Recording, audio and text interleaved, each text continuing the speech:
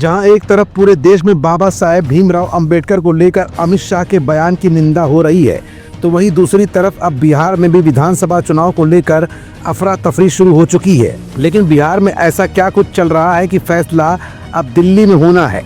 लालू प्रसाद यादव ने कमर कस ली है, तेजस्वी प्रसाद यादव मैदान में है, तो वहीं तेज प्रताप यादव अब पीछे से कौन सा ग्राउंड तैयार करेंगे और लालू प्रसाद यादव को एम्बुलेंस के साथ दिल्ली क्यों पहुंचना पड़ा। क्या लालू प्रसाद यादव बिहार की राजनीति में कुछ ऐसा करने वाले हैं जो सबसे दबा और छिपा रहना चाहिए। क्या लालू प्रसाद यादव अचानक राजनीति के अंदर कोई बड़ा धमाका करने वाले हैं। ये सब कुछ तय होगा दिल्ली में।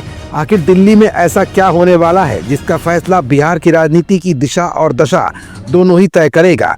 ये कुछ ऐसे सवाल हैं जिनका जवाब अपनी आज की इस रिपोर्ट में हम आपको दिखाएंगे भी और बताएंगे भी।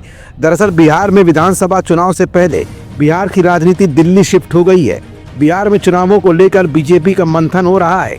इस बैठक में बिहार के दोनों उप मुख्यमंत्री और प्रदेश अध्यक्ष के अलावा अन्य वरिष्ठ नेता भी दिल्ली पहुंच चुके हैं। इधर लालू प्रसाद भी कांग्रेस के सीनियर नेताओं के साथ बैठक में शामिल होने के लिए दिल्ली रवाना हो गए हैं। आरजेडी प्रमुख लालू प्रसाद यादव और बीजेपी प्रदेश अध्यक्ष दिलीप जायसवाल दिल्ली दरबार पहुंच चुके हैं। इन दोनों के दिल्ली रवाना होने के साथ बिहार में कई तरह की चर्चाएं भी अब शुरू हो चुकी हैं। कहा जा रहा है कि बीजेपी की बैठक में मुख्यमंत्री के नाम पर चर्चा हो सकती है। हालांकि बीजेपी 2025 का बिहार विधानसभा चुनाव नीतीश कुमार के नाम पर लड़ने की बात कह रही है। इधर लालू प्रसाद यादव ने भी दिल्ली की सर्दी में गर्मी का एहसास बढ़ा दिया है। आरजेडी प्रवक्ता चितरंजन गगड़ का कहना है कि लालू जी अपना इलाज करवाने दिल्ली गए हैं, जबकि आरजेडी के सूत्रों की कहना माने तो लालू प्रसाद की दिल्ली में कांग्रेस के सीनियर नेताओं के साथ बैठक भी होनी है। दिल्ली में बीजेपी केंद्रीय कमेटी की इस बैठक में भाग लेने के लिए दिलीप जायसवाल पटना से दिल्ली रवाना हुए। बैठक से पहले बीजेपी के प्रदेश अध्यक्ष दिलीप जायसवाल ने कहा कि ये बैठक कई मायनों में काफी महत्वपूर्ण होगी।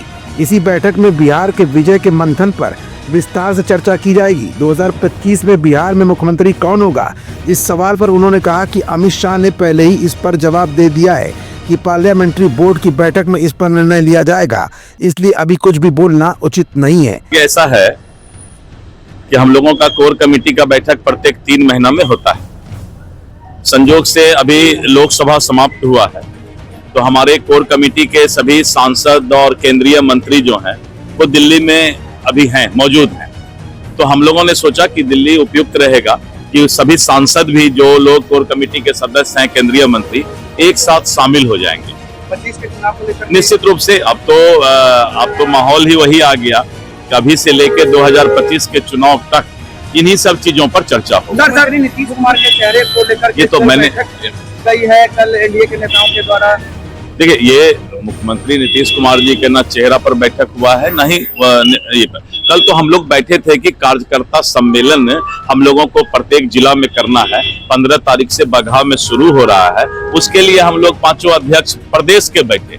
हम लोग तो छोटे कद वाले लोग हैं, ये सब तो केंद्रीय नेतृत्व की बात है। नीतीश कुमार के खराब पर विपक्ष सवाल उठा रहा है, कई तरीके का लग रहा है भगवान ना करे जो सवाल उठाता है उसी का तबीयत खराब हो जाए।